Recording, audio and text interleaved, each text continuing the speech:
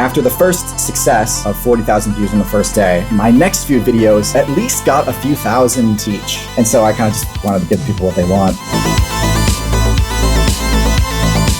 There does come a time for a lot of creators where you might have to think to yourself, is this the peak of what I'm doing right now? And if it is, what's next?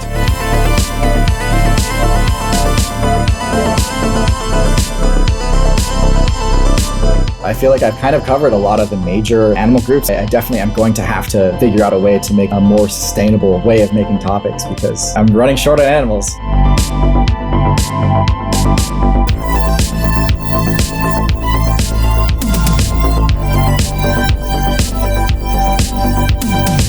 My experience with Nebula has been nothing short of excellent. It's a place where you can upload stuff that might not necessarily work on YouTube.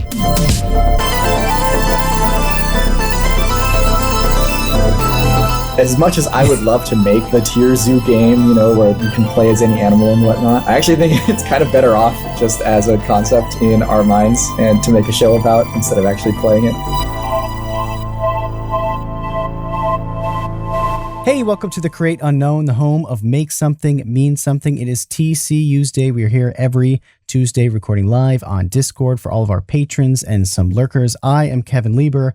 Not with us this week because he is locked up in Vsauce 2 jail is Matthew Tabor. I am the warden of Vsauce 2 jail. I hold the key and I am not letting him out of there until at least next week. So you're going to have to wait to hear his smooth, sultry voice until next week. But we have a great guest tonight. Really excited about this guest because regardless of what you believe about the creation of the universe, hierarchy was the second thing ever invented because it was the second thing. And with its arrival, one thing could be compared to another.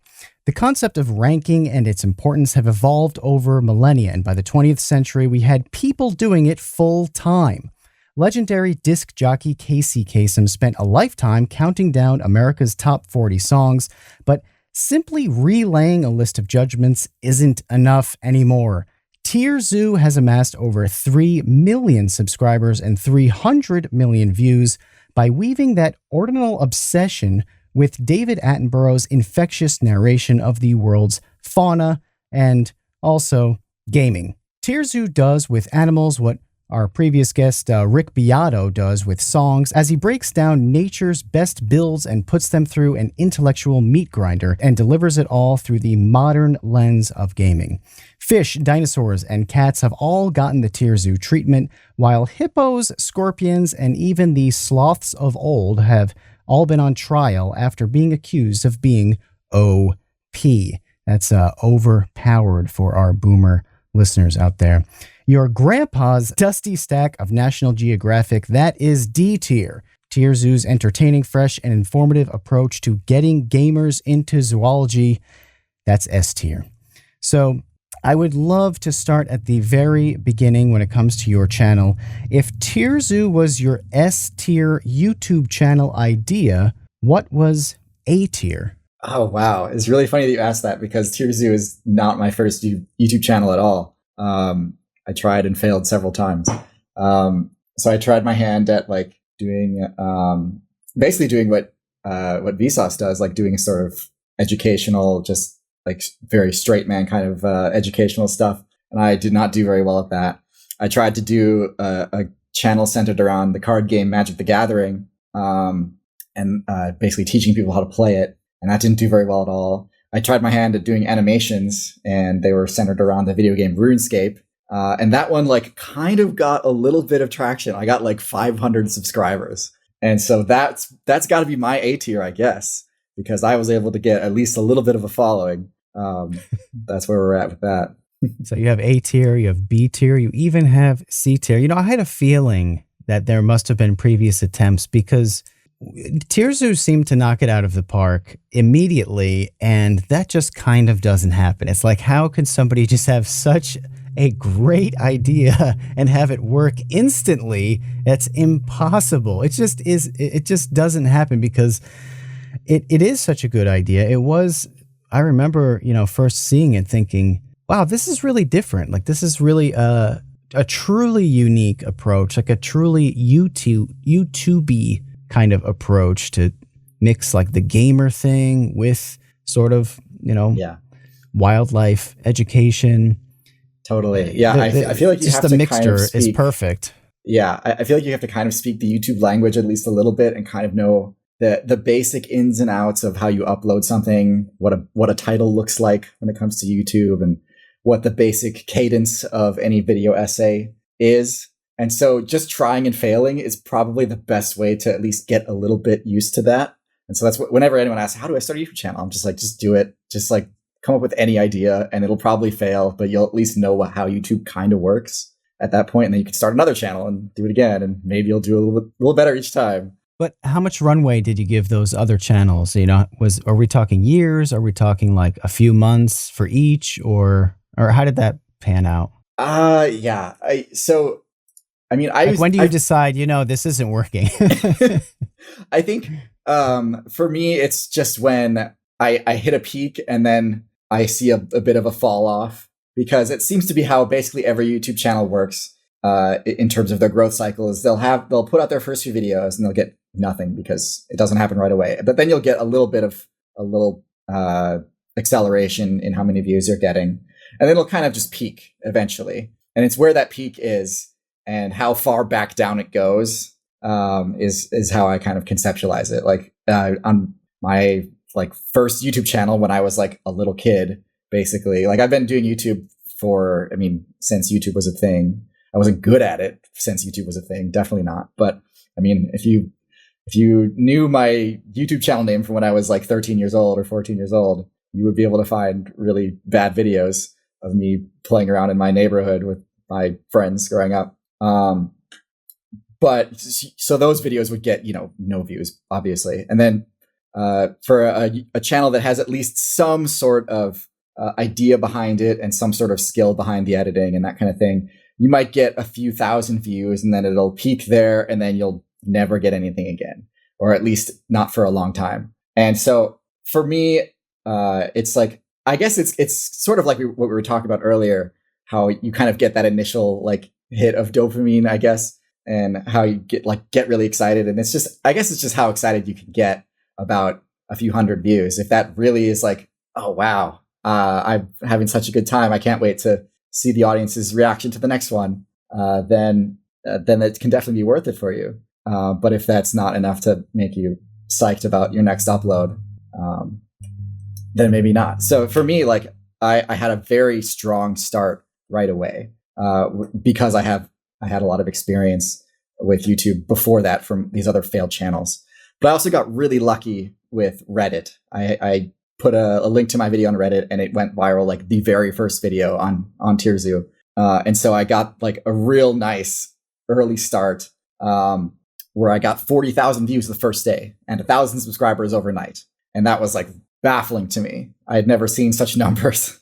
My previous channel that I had done was this animation channel about the video game RuneScape. And I had amassed over months, like 400 subscribers and maybe 10,000 views on my most viewed video, which was like exciting for me for sure. But that was like one of the early videos, and everything since then had gotten not even more than 1,000. And so it just really wasn't exciting. I kind of felt like I was throwing my time away. But with TierZoo, after the first success of 40,000 views on the first day, my next few videos at least got a few thousand each. Like I could at least kind of hope for maybe 5,000 views per video. And that was enough to just like, oh, like I have a fan base. Like people really are excited about the next one. And so I kind of just wanted to give people what they want, and was really hyped about the whole thing. And it was cool to see it grow, and it never flatlined again. And so that was when I kind of felt, okay, I have something here. I have to nurture it. I have to kindle it and watch it grow. So that's how I started out. And that's how I think, I mean, I definitely got lucky at first, but you want to see something like that. If you're starting a new channel, you want to see something that is alive. It's not just like a flash in the pan. People are still talking about it even, a few days after you upload your video. Yeah.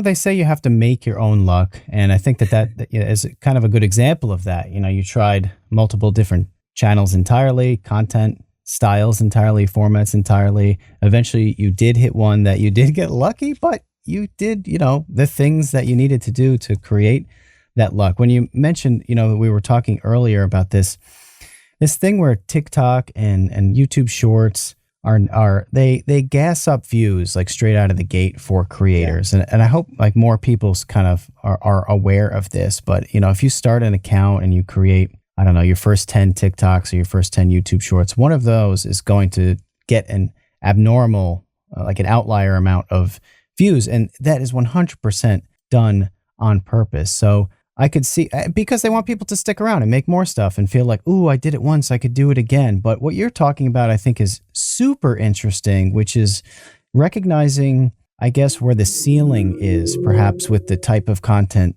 that you're making. I had a similar experience when I was making YouTube videos for about 3 years before Vsauce was a thing.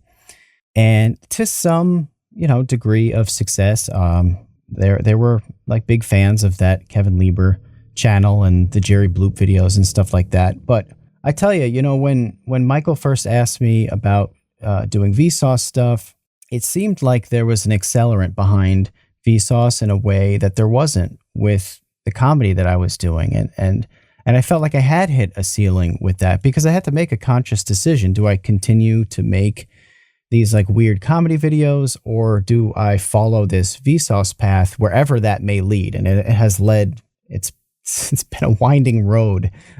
It's led all over the place over the past decade. But it is important. I think that we haven't really talked about that on this podcast in 140 episodes or whatever, but there does come a time for a lot of creators where you might have to think to yourself, like, is this the peak of what I'm doing right now? And if it is, what's next? Yeah. And like, is that good enough? Even if you could consistently hit that peak, is that enough to make a career out of, that kind of thing? And I was like super wrong about what I could expect out of my channel. When I was first starting, I thought the maximum, if I were to get literally everyone on the planet who could be interested, if they could be aware of my stuff, I thought that the maximum amount of people that would be like 300,000, because that's how many subscribers the subreddit that I had first gotten this like viral hit on, that's how many they had. And that had been around for years. And so I thought, okay, that's like maybe the most I could hope for. And that's just people who are interested in both this sort of weird video game jargony kind of thing and also using that to describe real life. But I was very wrong about that. What I found is that whenever you take two topics that aren't really all that connected and try to fuse them together and create your own thing out of that, really your potential audience is basically everyone who's interested in either one of those things. They don't have to be interested in both things. They can be interested in just one, and you can make it work and you can get them interested in this other thing. One of the examples I always give is like Binging with Babish. I watched him blow up. And I'm not interested at all in cooking. I don't know how to cook. That's not my thing. But I was really interested in just reminiscing about all these fun foods that I had seen on TV and in movies and whatnot. And that's clearly enough, not just for me, but for his whole audience. Is like, you don't have to know cooking, but you can just give someone something that they're at least a little bit familiar with. And that can be all you need to pull them in and build this huge audience. And that works in both directions. On the cooking side, getting them interested in movies. On the video game side, getting someone interested in animals, that kind of thing. So yeah, choosing two topics and trying to fuse them together, I think works really well for creating a new channel and kind of carving your own niche on YouTube or any content platform.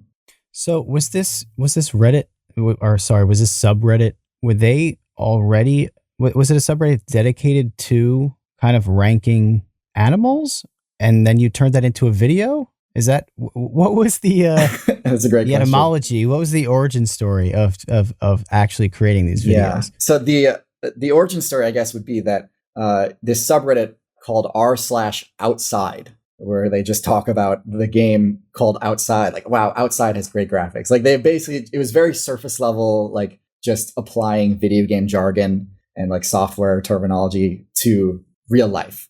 Not necessarily animals, not necessarily anything in science related, but just like day-to-day stuff. Like, oh, how is everyone doing on the dating quest line? Isn't it super hard? Like that kind of just random stuff like that.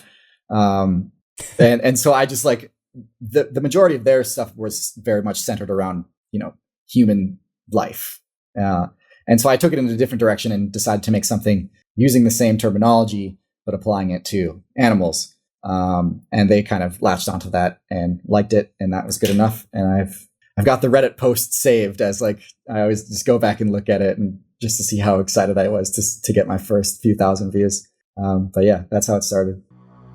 Put down your can of Hyper Hydro Monster and your Crimson Berry White Claw. It's time to rethink the beverages in your life.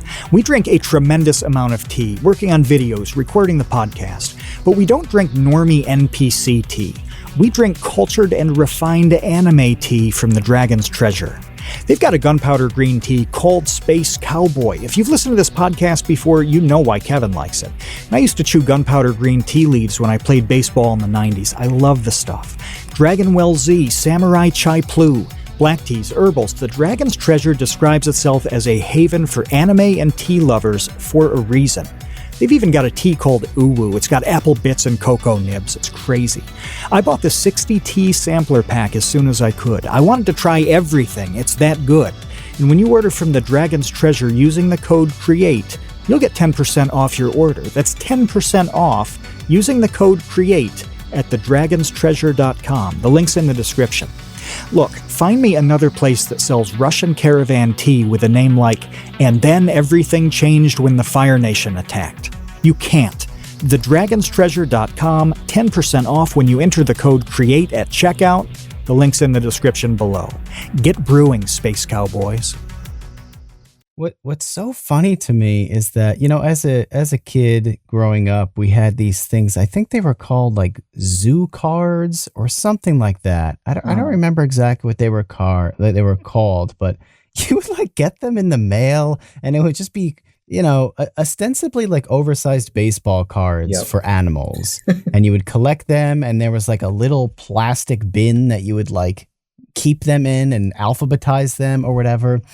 It's the lamest thing you could think of right now, but in the early 90s or whenever that was, late 80s, it was really cool. Why? Because learning about animals is really cool and it's very, very interesting. But holy crap, is it always presented in the same extremely dry, I referenced Attenborough in the intro, and the guy is an absolute legend. I'm not taking anything away from him or like National Geographic, which is, an institution that's, over 100 years. Like those things are great, but they are like really pretty straight-laced and dry. So it seemed like the market was wide open for doing something that was actually fun. Yeah. Which is what, your channel does. It's like, hey, let's actually have fun while learning about like ants and bees and why they're so cool and crazy. Like, what an idea, It seems so obvious, but at the same time, nobody was doing that until you started doing it. Not at that scale. I mean, I'm so glad you liked it. Yeah, I agree. A lot of the programming on Nat Geo and BBC and stuff was very dry and like almost like solemn. Like there was like way too much gravitas put into everything. There was always like really somber background music whenever an animal was just doing, kind of just portraying the animal world as like super majestic, which is great. It is majestic. But also, I think portraying it in a sort of irreverent, wacky style works totally just as well, if not better sometimes. Yeah. They always have this tone that you're right. It is majestic, and it works super, super well for things like Planet Earth. Yeah. And, those beautiful, beautiful documentaries. But that's not the only way to consume interesting scientific content. Yeah. As we've learned, YouTube has been really great at blossoming that, whether it's talking about chemistry or mathematics or whatever. But TV is so, I've harped on this a lot on this podcast, but TV is so behind the times in that regard, where it's still that same like, well, this is how we've been doing this stuff for 70 years. Yeah. Let's just crank out another one. Very set in its ways. So weird. I do think animal content on YouTube has like, it's kind of always been this sort of wacky kind of thing. I mean, not just me, but also like Zafrank doing now we will explore true facts about the owl or whatever. And then of course the classic like honey badger video, honey badger don't care, like that kind of thing. It was always really wacky and irreverent. and people just love that. It's a great bite-sized kind of junk food humor style that works really well online. And so I think trying to inject a little bit of actual educational value in there to help it go down or in reverse works really well. Yeah, it's great. And watching the evolution of your channel, your editing has gotten like a lot more advanced. There's more. Thank you. It seems like there's like faster cuts, the smoother animations. Are you doing the editing yourself? Are you working with somebody? So I've been doing the editing myself for the vast majority of the channel's life. Only the past, actually, there's only one video currently. I guess by the time you upload this to Spotify or whatever, there'll be two because I'm going to upload another one tomorrow. But only those two videos, the how ants and bees broke the game, and then the video that I'm putting out tomorrow, which is our Claws OP. Those were edited by someone else. I just started working with him, and he's great. But before then, it was all me. I was a one-man show. There was a few assets that I would buy from other people. Like I would hire a VFX artist to make or sort of replicate a lot of the effects that I'd seen in Super Smash Brothers and other video games like that that I wasn't confident in doing myself. But other than that, yeah, it was all me. And recently, people have been telling me, "Oh wow, your editing style improved so much." And I'm like, "Really? Was mine that bad?" I'm like a little insulted. Everyone's like, "Oh wow, this new video just really on another level, Patrick. Great job." I'm like, "Okay, thanks a lot. Glad it was that noticeable." But I'm not a fan. I mean, I'm kidding. It's a good thing. To me, it's a good thing. Totally. I'm really a big fan of if you have the means of, working with people and kind of compartmentalizing certain elements of your production to maximize, your own time and the things that you're good, and also maximize what other people are really good at. And maybe they are really good at editing and they have a huge passion for it, and they create presets in their free time and watch tutorials all day, and that's what they love to do. And that's a great thing. Like, that specialization is really important for how things improve, no matter what it is.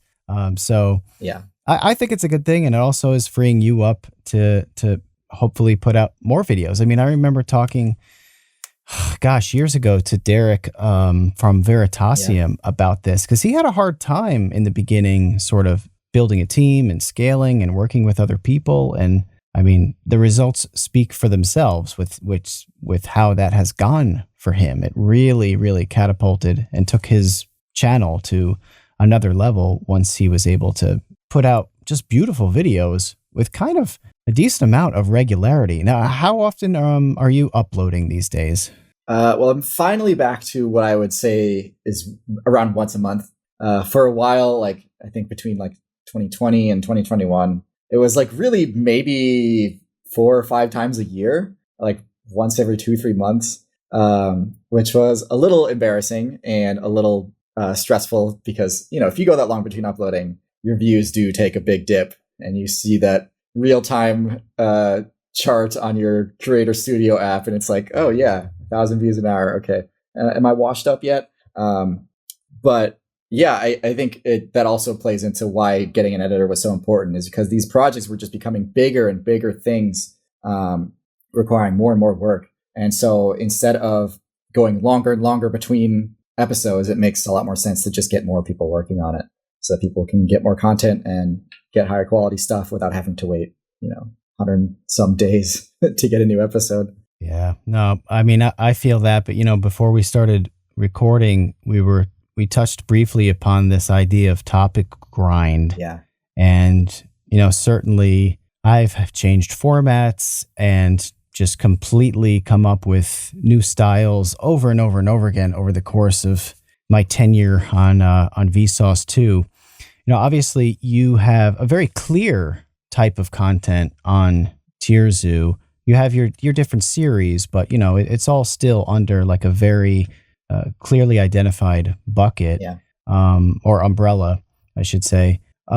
How does topic grind come into your process, and is it a constant battle? Is it something that you think hiring an editor will help you figure out? What are your thoughts on that? Yeah, it's certainly got a lot more difficult lately. Like when I was first starting out, I literally had every animal that I could make a video about. Like I hadn't covered any topic already, and so it was just, do I want to do birds this week? Do I want to do giraffes, rhinos? Like there's nothing I haven't done yet, or I have done yet. So like as I've made more of my videos, I feel like my potential pool of topics has just only shrunk. And I've kind of burned through a lot of the available, not only topics, but like stock footage and stuff that I could use in a novel way for videos.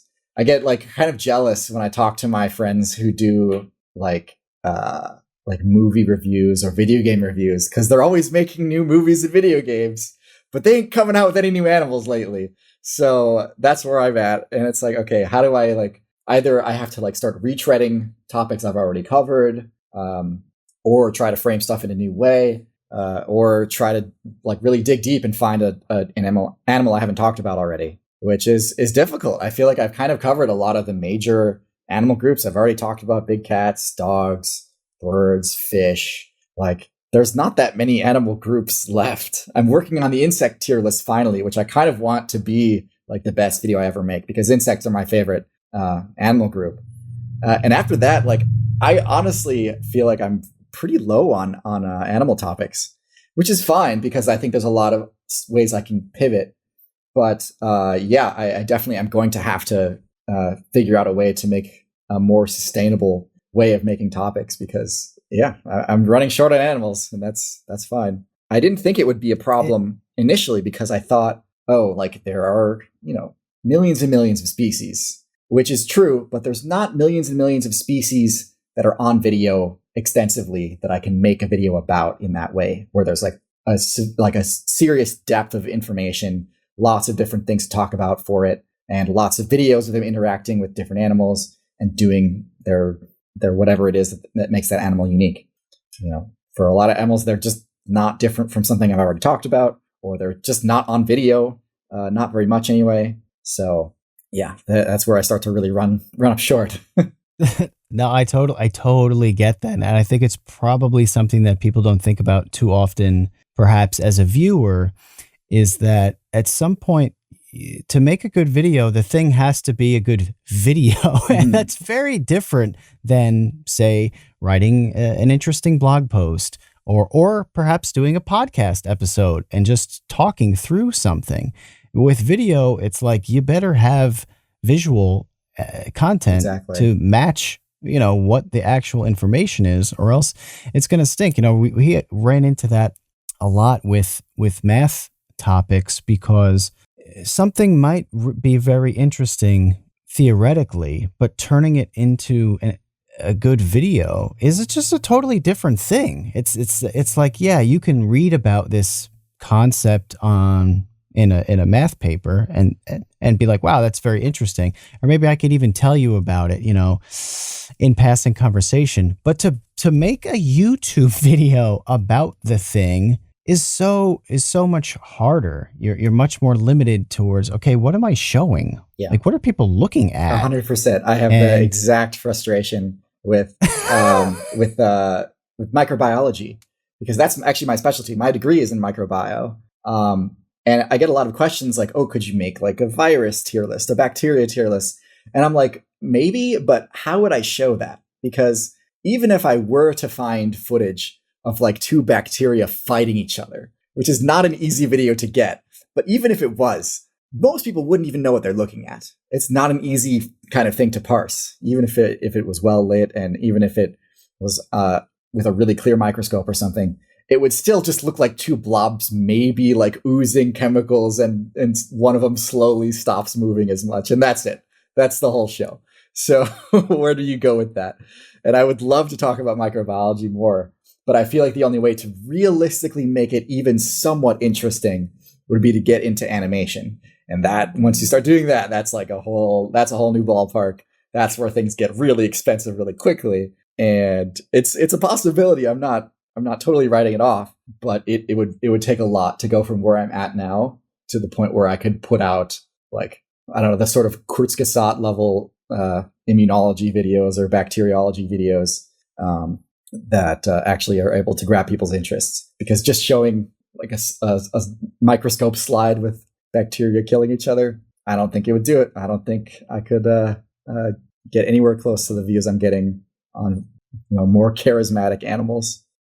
Yeah, it doesn't have quite the punch of like lions and a wildebeest. Not at all. It's not exactly as visually arresting as seeing that kind of nature footage. Yeah. We want to help you make something and mean something. And we say that phrase all the time because when you're making something and you know it means something, even if it's just to you, that's when you feel pretty good about what you're creating. The support for the Create Unknown in recent weeks has been incredible. Animators, artists, musicians, YouTubers, aspiring filmmakers, comedians, it is crazy how talented everybody in this community is. Consider joining the Create Unknown Patreon. Every dollar that comes through goes straight into the podcast and its community. That means more highlights videos. It means a big Minecraft project that's on the way. And eventually we'd like to manufacture custom piss bottles so you never have to leave your battle station. And being a patron unlocks participation in all of our live recordings. You've seen the roster of guests we've had. Having access to their minds is a unique opportunity. You can go to patreon.com/thecreateunknown or click the link that's in the description. Every little bit helps, and your support means absolutely everything to us. Patreon.com/thecreateunknown, links in the description. We appreciate you, Space Cowboys. Well, I want to get into a more specific question when it comes to like how you make your videos, and that's just how you determine the specific rankings of things, like what percentile of HP or stealth a turtle has. Like, where does that come from? Okay, yeah. To be brutally honest, I kind of just pull it out of thin air. Like, I just kind of think, okay, what is this relative to this, and what did I use for that? And okay, maybe I'll just tweak the numbers a little bit higher for this one. I try to keep it at least somewhat realistic within a video, but I'm sure if you compared like across multiple videos, like, oh, okay, why does this guy have, 70 HP, whereas this guy who's clearly like half the size, why does he have more? That's fair enough criticism, but I try to keep it kind of self-contained within a video so that people don't have to be up to speed on everything and have seen everything I've ever made to understand it. But yeah, like realistically, how am I going to quantify? Like, does the Jaguar's paw swipe do more damage than the lion's? I don't know. I do try to look at a few different metrics. For some things, like bite force is at least something that scientists tend to study, and so I can kind of look at that data and try to normalize it using that. And there's also like poison potency or venom potency.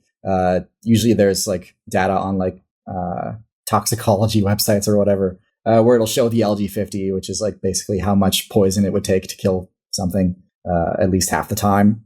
So on those things, I can at least kind of defend it.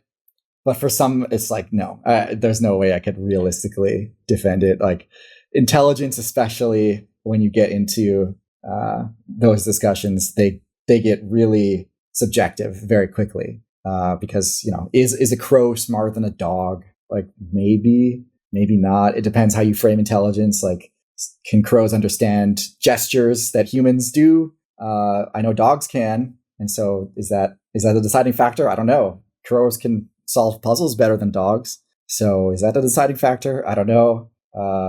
And they're always publishing new papers showing that this animal is actually way smarter than you thought. Like I read one recently about like crocodiles and alligators. Like, oh, they actually are quite socially intelligent and they can recognize things. And I'm like, okay, I didn't know that. I just thought they were dumb things that do the bite and they do the roll after they bite stuff, and that's it. And of course, our limited human perspective, we can never really know what's going on in these animals' minds. And so I try to make it so that it doesn't raise too egregious of a question when I show the graphic on screen with the stats. I try to just, if I throw up a cockroach picture and then the intelligence is like near max, people would be like, okay, what's going on? Is there a secret cockroach society that I don't know about? But as long as I keep it at least within the realm of reason, I think it works. And if there is a little bit of discrepancy between what people think and what is actually what I put on, then that's a great topic for discussion in the comments or on my subreddit or on Twitter or whatever. And that can be a cool learning point for people as well. But yeah, long story short, it's very subjective, and anyone who wants to fight me on it, like, that's probably fair enough if you have an issue with the way I've rated things. When it comes to the tier lists, though, that's also like, it's subjective, but I feel like it's sort of like when you're writing an essay in like high school, and it's like, okay, do you have to be right? No, you don't have to be right, but you have to defend your point well. And as long as you can defend your point well, that's good enough. And so I try to find, like, for like low tier animals, I try to find animals where I can find a lot of videos of them getting just completely wrecked, getting bodied, like just showing another animal, just giving them the business. And then I can make a compelling case like, oh, look, here, you can see for yourself, this animal sucks. I wouldn't want to be this animal, so I'm going to put it in F tier. And then, of course, in reverse, I try for like the top tier animals, I try to find ones where I can display on screen, on video, that's this animal just kicking butt, like fighting something that you think, oh, this thing has no business winning this fight, but it did. And so now I agree. Now it's S tier. Now I would very much fear this animal. I want to be this animal if I was in this environment, that sort of thing. So that's generally how the rankings work in my mind. I also throw a little bit of just bias, like, oh, this animal's really cool. I didn't know this existed before I made the video, and so now I want everyone to see it. That's very much like for my bird tier list, I put the secretary bird in top tier, which is just this really cool animal that I didn't know existed before I started the channel. But it's basically a velociraptor, and I didn't know it was a thing. It hunts by just kicking the snot out of whatever it is. And it's like basically a giant roadrunner almost is what it kind of looks like. And it hunts snakes, which, snakes are scary. Snakes are dangerous. So anything that can kill snakes consistently, pretty cool in my book. So there's definitely like a cool factor in there as well.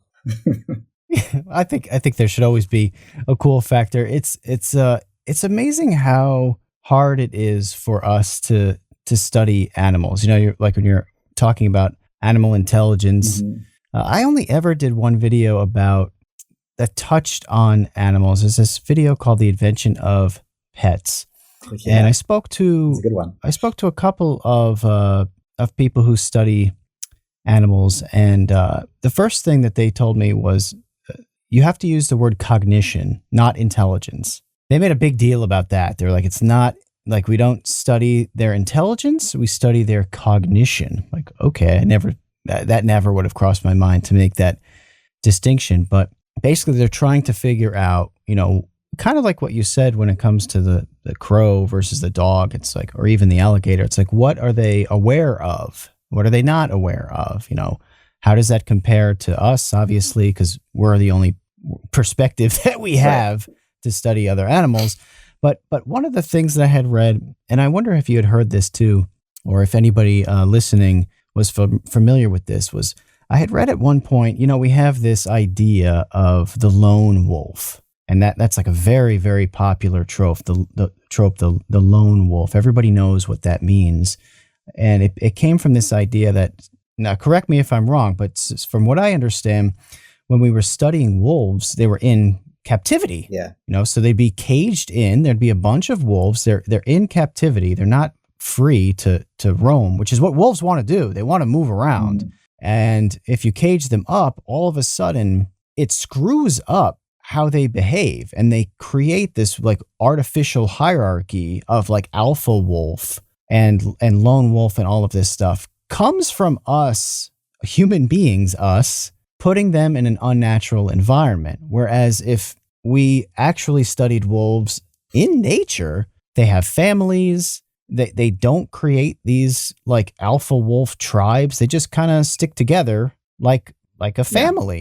Yeah. And that's how wolves in nature actually behave. But we have this idea of wolves that comes from putting them basically in a totally artificial and unnatural environment, which changed their behavior. And then that's what we think of when we think of wolves, which is so twisted. Yeah. We have this great game of like basically playing telephone with ourselves. Like we study this animal and sort of superimpose or personify it in some weird way, where we start to see it through our own lens. And then this sort of just perpetuates this wrong view. And then finally it breaks when some scientist eventually comes along and is like, wait, we should probably challenge this notion in the first place because it seems to be based more in our own culture than in the data. But yeah, I think you're exactly right that wolves, not only do they not have the lone wolf thing, but they also don't have the sort of, the hierarchy, like pack mentality. There's not a wolf pack. There's a wolf family, a breeding pair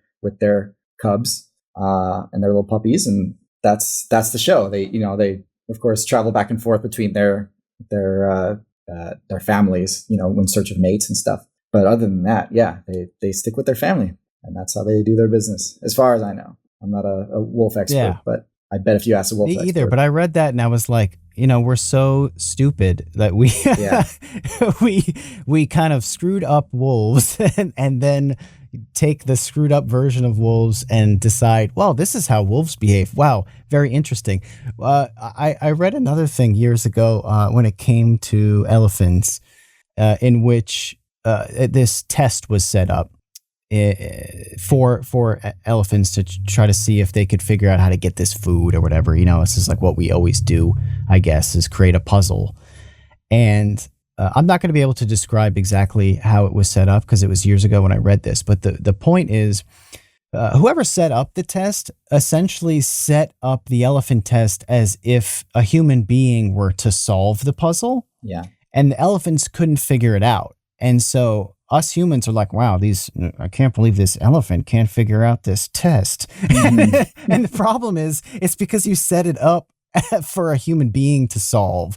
And essentially what happened was eventually, one of the researchers, somebody came in and was like, we need to change this around to better accommodate like how an elephant would solve this thing. And the elephant solved it like instantly, no problem. It really is. It's just so all about perspective. Funny. I mean, these animals, we can never really get into what it's like to look through their eyes. But I think once we put in an effort to at least try, there's a lot more we can learn. And this whole wolf thing it has cascading consequences into the rest of our culture. Like there's so much that we based on this fake notion of this wolf pack, that kind of thing. Like I don't know if you're interested into dinosaurs or anything like that. But we kind of based how we assumed that raptors, like Velociraptor and whatnot, how they behaved on wolves. We thought, wolves do this pack hunting thing. I bet your raptors do the same thing. So in all the Jurassic Park movies, there's this raptor pack that is just this devious bunch of assassins and killers. But that's not how wolves work. So why would you base that on? Why would you base how raptors work on that? That wasn't how it worked in the first place. And so it's just funny to see how deep these assumptions kind of permeate through the rest of everything we do. Yeah, we get one thing wrong and all of a sudden down the road, there are 18 different things wrong because the first thing because no one challenged was the assumption. Wrong. Yeah. Yeah. It's so funny. Well, I do have an extremely controversial question to ask you. Okay. This is the most controversial question I've probably ever asked on the Create Unknown. and it is this. How do you pronounce zoology? Is it zoology or zoology, or is it one of those words that you can say either way? I've certainly heard it both ways. But I like to go with zoology just because it's more fun. People know what a zoo is. People don't know what a zoo is. So I go with zoology. I don't know. What about you? I like that rationale. Well, I always grew up with zoology, but as always happens on YouTube, if you say something in a way in which people aren't expecting it or is different than they understand it, they're going to let you know in the comments. So there was some video where I said zoology, and there was just a rash, a nice flood of comments from people basically raking me over the coals of course. Oh Lord, saying it like a pleb. Yeah, I mean, there's been a million times I've mispronounced various animal names and been called out for it. It's funny. A lot of YouTubers will do that and then say, "Haha, gotcha! I got your engagement because you corrected me." It's like that's not really how it works. But it's just a funny part of internet culture. I think people just really like being pedantic and really like correcting their favorite YouTubers.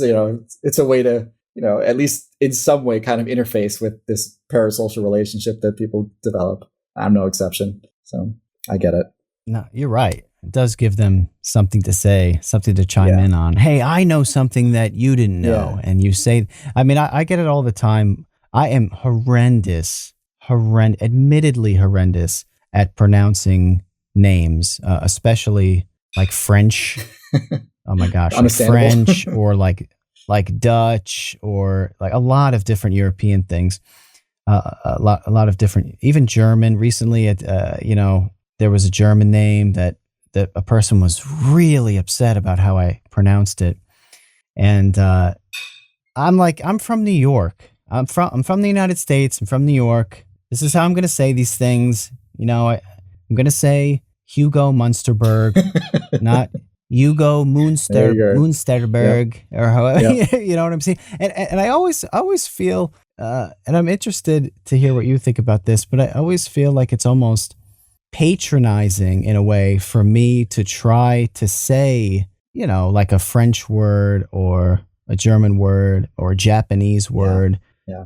Sort of in the exact way they would pronounce it. It almost might come across as being patronizing and awkward. It totally it is very awkward. Like I've tried it, and I couldn't tell you whether or not I got it right. But there's been a few times where I've just said the name of an animal from a foreign country where really like it's just their word for something that could just be translated to English. Like for example, in my snake tier list, I talked about what they call, I'll probably mess it up here too, but I think the way they say it is boomslang, which is like the way that I read it, the way it's printed in text is boom slang, is at least how I would read it in English in my Midwestern accent.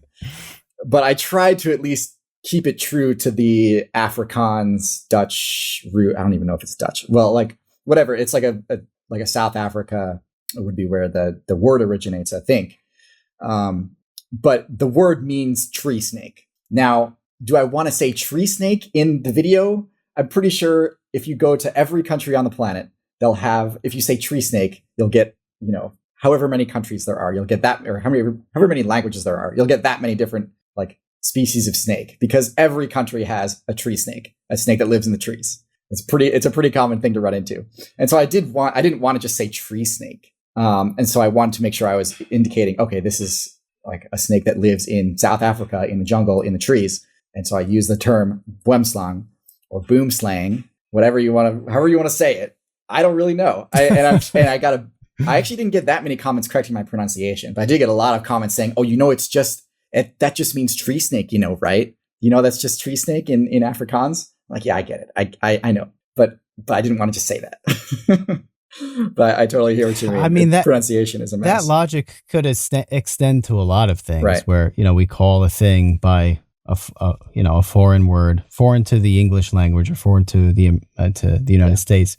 That's literal translation is just like apple. Exactly. Whatever. It's like precisely. So, we kind of have to use those words for a reason because they identify something very specific, like a boomslang, a boomslang. Yeah. I wanted to ask you about Nebula because I know that you're doing stuff on Nebula. You have a channel there where you release extra content. You release content early. There's some like merch and stuff involved. I would like to hear about, your experience with Nebula, what Nebula is doing, how you think its, role with sort of online education is playing out and stuff like that. Yeah. I think my experience with Nebula has been nothing short of excellent. It's essentially for me, it's a place where you can upload stuff that might not necessarily work, on YouTube in terms of the YouTube algorithm or their community guidelines. But things that you think your audience is still interested in. It's also just a place to like experiment. I've done I've tried out different styles on Nebula just to kind of gauge people's reactions to it. But it's been really good. There's been a few times where I've wanted to put something on Nebula just because it was maybe too violent for YouTube. You know, I deal with a lot of violence in terms of like the animal combat that I portray. And sometimes it can get a little grisly, and I don't necessarily want that to be what goes to the general public. And so I'll just kind of do like a director's cut version on Nebula. So if you want to check that out, they can. But Nebula also, one of the reasons I love it so much is that it supports creators to do these sort of shoot for the moon projects, where you do something totally out of left field, and they'll like fund it and let you promote it on your videos and get paid to promote it on your videos. And so you're getting paid multiple times for the same work, which is great. And so one of the things I'm doing lately is I'm trying my hand at 3D animation, which is kind of going off of what we were talking about earlier. How am I going to pivot? How am I going to create a more sustainable thing? Well, I mean, animation is high budget, but it can work on a platform like Nebula, where it doesn't necessarily have to be, a half-hour YouTube video, because animation, the longer it gets, the more expensive it is. And so one of the things I'm working on is I've spent a lot of time this year hiring people and building out this 3D studio. And my plan is just to like have those more high budget things exist on Nebula as a sort of exclusive content that I can show at least snippets of on my YouTube channel and promote them and say, here, like, look at this platform. They're giving me the opportunities to really shoot for the moon and seek out my dreams of making my own 3D animation, stuff like that. And that's just been a lot of fun. I think Nebula's been really great in that regard. And yeah, there's also the whole releasing videos early. It's in a similar manner to like Patreon. It serves multiple purposes. I mean, people love to get early content, but also it kind of lets you gauge a little bit of early reaction and see how people like, did people catch any weird spelling errors you made or whatever, like that kind of thing. So it's been great. I really like it. That element is something I hadn't even thought of, but holy cow, that sounds really helpful. Being able to have kind of like beta testing the video for errors or even just mispronunciations. Because that is such a freaking huge worry. It is. That first like half an hour or so after a video goes live on YouTube, it's just like, okay, what did I miss? Know. Okay, which comment am I going to get 3,000 exact copies of this time? But yeah, I totally get it. And yeah, even just doing it on like Patreon or something, it's a great way. As long as you can show it to at least a few like hardcore fans, and they'll tell you, hey, like the background music here was way too loud. I couldn't even hear what you're saying. And me, who recorded it, I know exactly what I was saying. And so I'm like, oh, okay. It doesn't faze me that maybe it's not the most comprehensible thing I've ever said. So yeah, there's a lot of ways where it's really helped me out, over the course of my career on YouTube. Well, and you become so numbed to the whole thing by the end that it's like hard to even look at for like the 10,000th time to make sure that everything is, there's no like dirty frames or like, oh, this audio got slid over at some point and now it's overlapping here. There's like so many weird things that can go wrong. That's hard to catch at the last second. So that sounds cool. That sounds really cool. I think that there've been a handful of alternate video platforms that have sprung up, come and gone, and it would be really great to have just not only just more competition for YouTube, but just more, I don't know, like niche areas. I think for creators to not only upload to, but also get kind of like support and build an audience. Totally. Because I think what it comes down to is just relying upon YouTube is tough. Yeah. I think what it comes down to with these sort of alt platforms, you have like Floatplane or like VidMe or like Rumble. My issue with those is they don't give you that much incentive to post there. It's like, okay, you post your videos and maybe we'll run ads and share with you. It's like, great. That's no different than YouTube. But with Nebula, one of the things that's great is that I actually like own a percentage of the like Nebula company. Like the Nebula company gives creators who upload their like equity, shadow equity in the company, equivalent to like, I think it's like the watch time of your videos on the platform, or like the percentage of revenue that your videos have generated on there, which is great because then as you grow, it gives you an incentive to grow the platform itself rather than just like chuck your video on there and be like, okay, maybe this makes money. Maybe this has a purpose, but probably not. I don't know. So it aligns our incentives in a way that I don't think a lot of these other platforms have really nailed down yet. No, they haven't. And you know, I don't want to get too inside baseball on this, but I think people would be blown away by the amount of startups and platforms that are knocking down people's doors to join and to upload and to create for, or even just to add their content to. Yeah.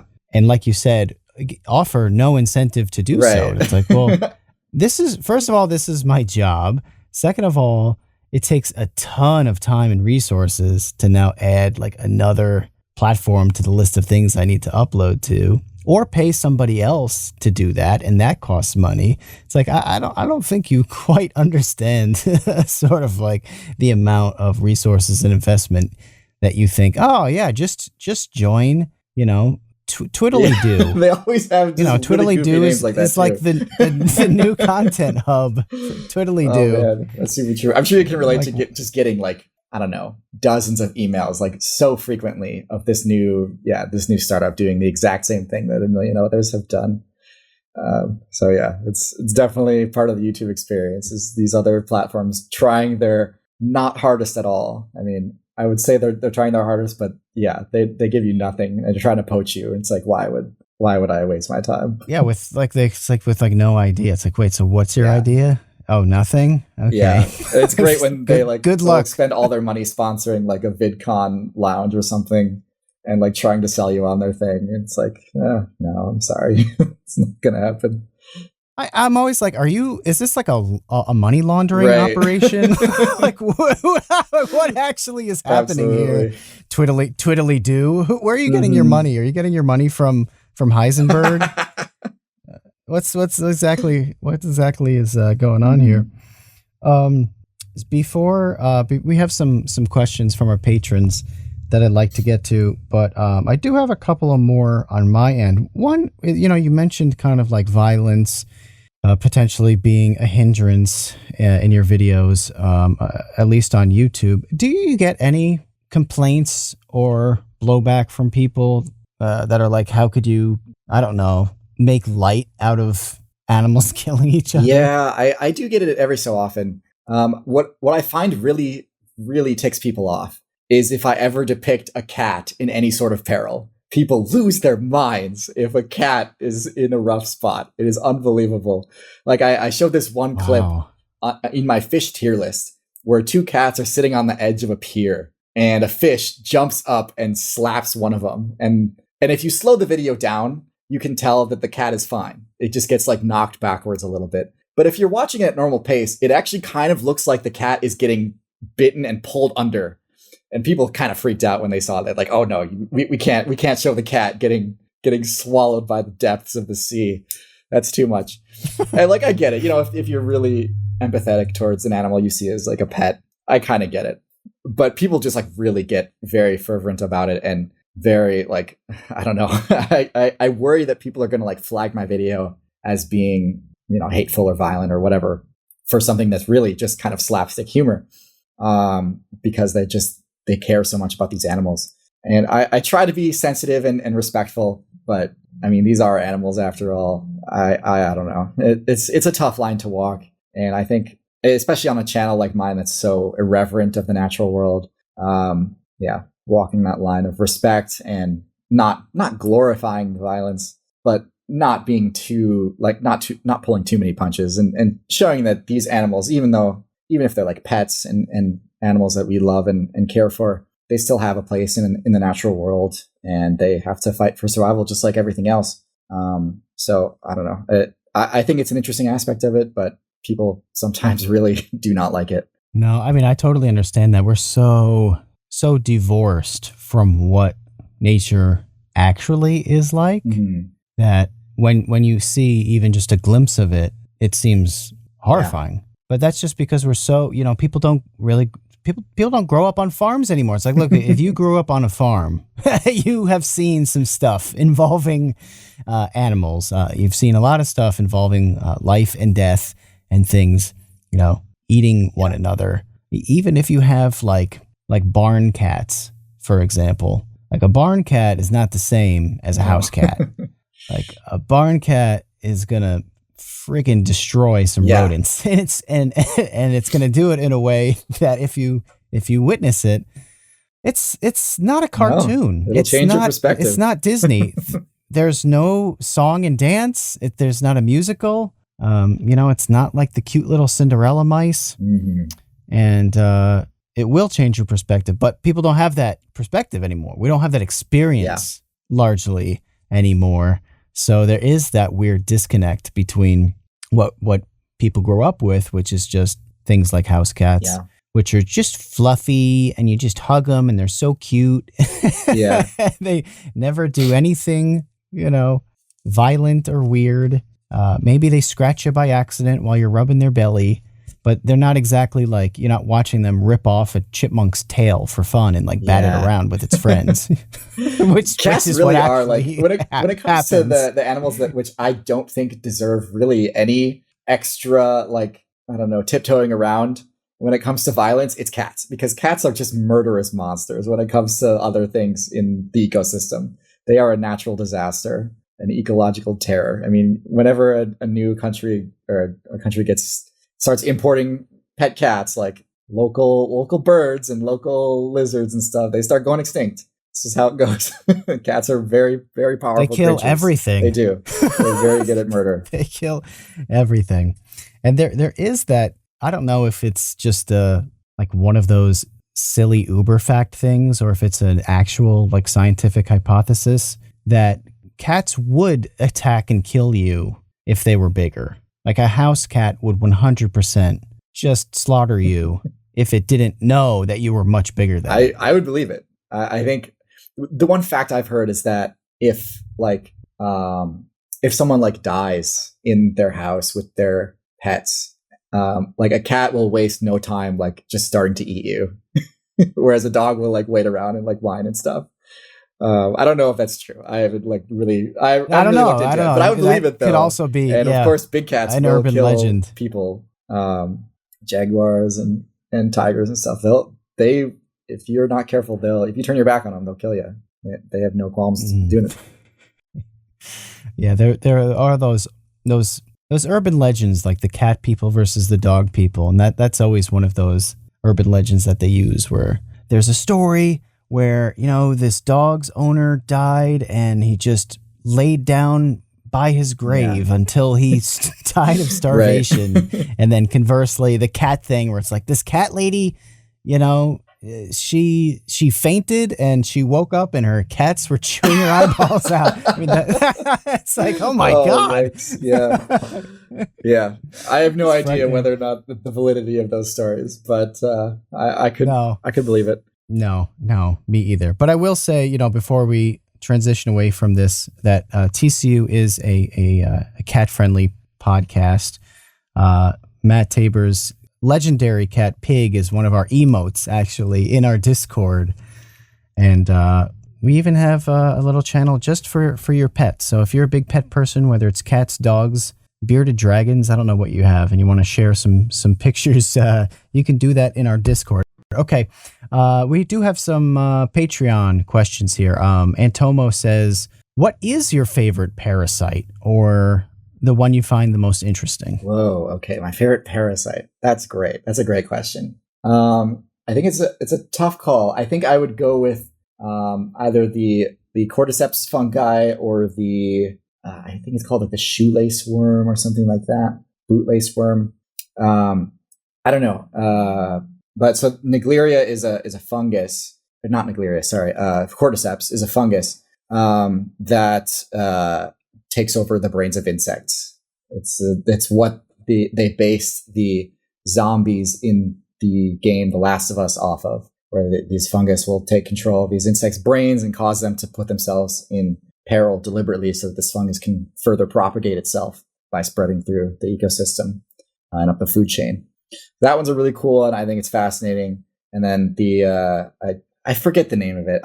But it's a parasitic like nematode worm thing that infests also insects. Poor insects can't catch a break. They're always getting their bodies snatched from them. But it's the one that you'll see videos of animals or insects throwing themselves into like swimming pools and stuff, and then suddenly this parasite bursts from its body and starts swimming around. It just looks horrifying. It is just incredibly unsettling to look at. I think those are probably my favorites. They're very interesting to watch. As creepy and unsettling as they are, they're pretty neat. Yeah, literal sci-fi horror on Earth. Dan the Latch asks, how will genetic customization DLC affect humanity's placement in the meta? Will the cat girl subclass reign supreme? Goodness. Now that is good. Yeah, that's a tough one. I don't think we're quite there yet. I would hope that it would start from a place of, to use the TierZoo lingo, I would hope that it's more focused on negating any potential debuffs that your starter character spawns in with. If you spawn in with cystic fibrosis or some sort of other disability that is just going to haunt you your whole life and make your life much more difficult, I would hope that these sort of genetic advancements would be able to cure that first and foremost. And then later on maybe we can start getting into the sort of augmentation aspect of it. If you want your tail for your own purposes, or for or wings, that would be my first thing is, okay, when can we get wings? Because I want to fly. Flying sounds really cool. And so some way to augment that onto someone, or also just like lifespan stuff and immunities to various diseases and cancers and things like that. That'd be cool. There's a lot of animals which seem to at least have some sort of biological immortality and negligible senescence and that sort of thing. So that would be cool to sort of mod into our genetics. But I think I don't know if I'm going to live to see it. I would love to, but I'm not holding my breath. Okay, well, we'll have to wait to see, just how dominant the cat girl subclass ends up being. Dan the Latch has a follow-up question that I don't really get, but I'm going to ask it and we'll just see what happens. He says, what's a flavoring people would stop wanting in their food if they knew what it was derived from? Okay. Maybe they're asking this because they know I'm a former food scientist. We didn't talk about that, but before I did YouTube, I worked at Jack Link's Beef Jerky as a food scientist. Oh, yes. Dan Letch says yes, he knew this. So that's where that question comes from. Okay. You worked at Jack Link's Beef Jerky as a food scientist? I did. That was my first job out of college, was food scientist, associate food scientist. What was that like? It was great. It was a good job. It was a lot of basically running experiments on the process by which the company would create its snack foods. And so we would just like change little things about the recipe and then put that in and tell the machines and the workers to do it this way instead of the way they'd normally do it, and see how it turned out. And then we'd try it out and see if we liked it better or not, or see if it tested better among focus groups or whatever. And that was it. And it was kind of fun seeing what we could tweak to make things better or make people like it more. But anyways, when it comes to flavorings that people would be put off from, I mean, I guess there's like all the classic examples of like flavorings that came from like the glands of animals. I think is one of the classic ones. I don't know if it was like strawberry or something that, from what I've heard, came from a gland of like a beaver. I don't know. What? I'm pretty sure that's a real thing. Wait, so someone is like extracting strawberry flavor from beaver glands at least somewhere in the world? I think at this point, I would at least hope that we can synthesize that same compound in a lab. That's my assumption. Okay. I could be wrong. There's a lot of weirdness out there when it comes to food science. There's a lot of shenanigans that goes on behind the scenes. Dan the Latch said it was used for strawberry ice cream. There you go. Okay. I'm not crazy. The beaver gland. There it is. You're welcome, society. Enjoy that next time you're eating your strawberry ice cream. I love strawberry ice cream though, so that's I mean, whatever. So be it. Sounds like beaver ice cream to me from where I'm sitting. That might be it. that's we live in a society, We do. Good old beaver ice cream. I'm writing that down. Okay. Opinions. This is the last one. And Tomo asks, any opinions on the worm pond? The worm pond? Yeah, might be some kind of meme. I don't know what the worm pond is. If you can get them to elaborate on it, if they're like in the chat or something, I would love to know what they're talking about. Oh, there's a GIF in the chat. I see it. Okay. Oh yeah, there's a pond full of worms. I think those it looks like some sewer, I think those are leeches, like drainage. I'm pretty If I had to guess, I would say that these are leeches being shown in this little GIF. So yeah, I mean, I wouldn't jump in. If I had to give you some advice, I'd say probably don't dip your fingers in that.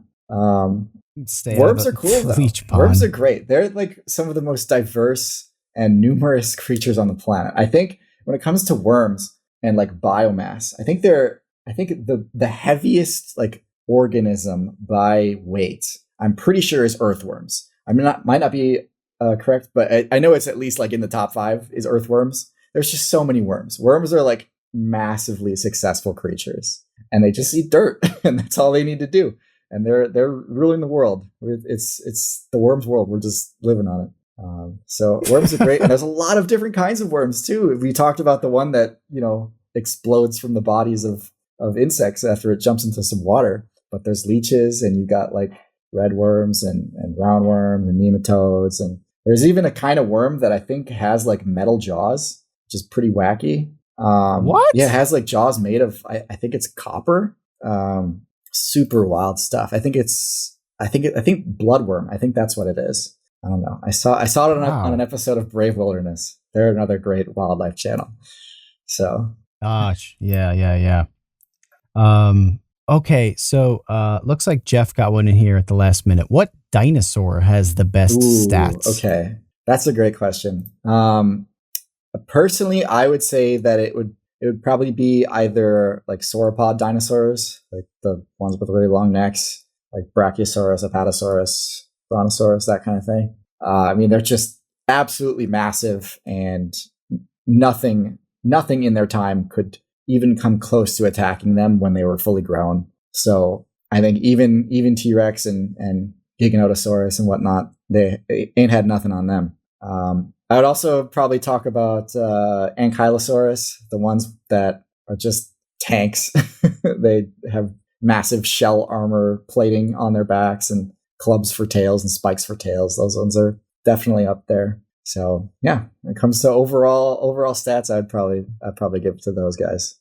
We need some kind of like Elden Ring type game with dinosaurs. I would love that. I think I would play that. I guess there's kind of like Horizon Zero Dawn kind of has like mechanical dinosaurs, but they are dinosaurs nonetheless that are huge, giant things. True. But yeah. Yeah, but if you want to be the dinosaur, then I agree. Not Aloy. Yeah, that's fair.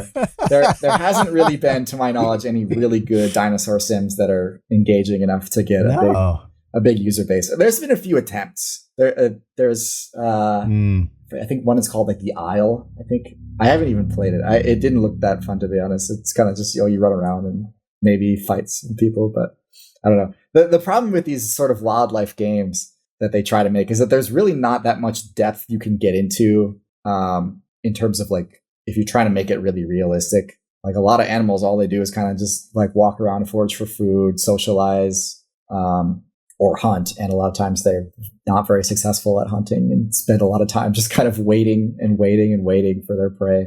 So I don't know. As much as I would love to make the TierZoo game, where you can play as any animal and whatnot, I actually think it's kind of better off just as a concept in our minds and to make a show about instead of actually playing it. I don't know. It might just have to stay a sweet dream instead of a crappy game. Before I let you go, I have to do German and Isaac apparently a solid and ask you, what is your Fursona? You have a Fursona? I'm not a part of that community. No? I'm sorry to disappoint. No, I do have like a sizable like amount of people in my like Discord server, and I'm sure like just generally in my fan base who are in that community, just because thinking of what it's like to be an animal in the natural world kind of bleeds into that sort of role playing as an animal, that kind of thing. And so like I mean I guess I get it. If you're interested in that, you might really like TierZoo. That's cool. but it's never really been it's never really been anything on my radar in terms of hobbies. Sorry to disappoint. All right. Well, Isaac is Sorry, crushed, Isaac. but that's okay. He's a robust human being.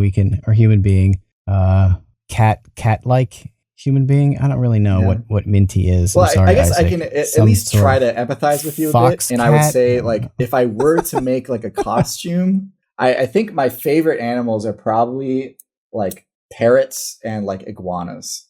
So if I guess I was going to make a costume, it would probably be one of those. So hopefully that helps a little bit. But I don't have anything like that, and I have no plans of doing anything like that. But oh well. Well, at least you gave some people something to think about, and I think that's all we could ask for. Before we wrap up, I have to say happy 3-year TCU anniversary to Ben W., who is celebrating his 3rd year of servitude here at the Create Unknown, which is huge. We love Ben. He's been integral to making this show happen for 3 years now. That is unbelievable. So congrats, Ben. And that's it. I just want to say beaver ice cream is my favorite thing that we learned in this episode. I hope to never forget about beaver ice cream. If you're listening and if you haven't watched any TierZoo, first of all, you're welcome for introducing you to the channel. It is wildly entertaining.